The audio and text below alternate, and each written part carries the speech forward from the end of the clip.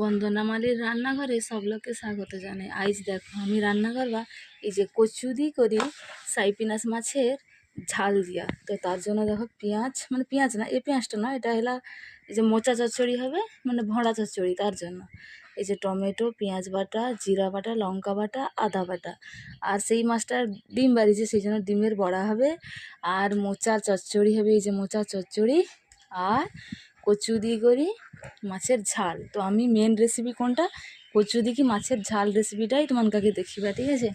তো দেখো কড়া কিন্তু গরম হয়েছে, এই যে মাছ ভাজছি না সেই জন্য কড়া কিন্তু অলরেডি গরম আছে। এই যে এবার আমি কড়াইয়ে তেল দিই, এই যে কড়াইয়ে তেল দিচ্ছি, তেল তো দেখতে পারো গরম পুরা।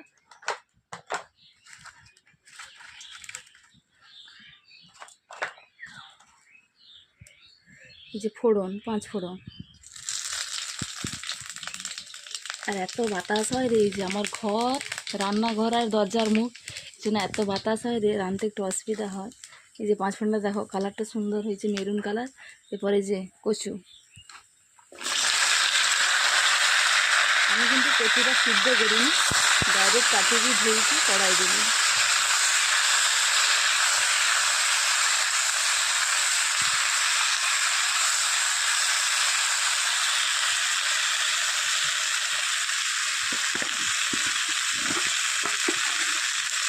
লবণ,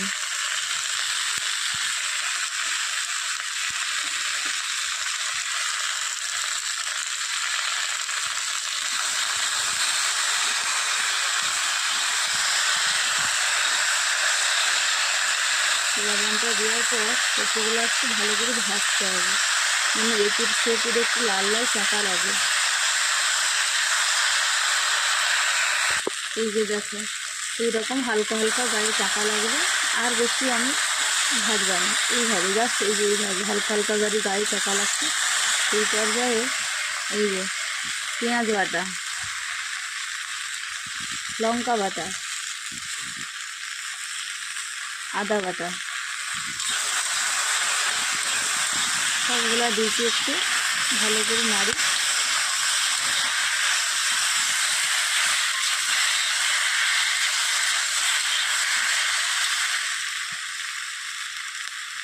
হলুদ,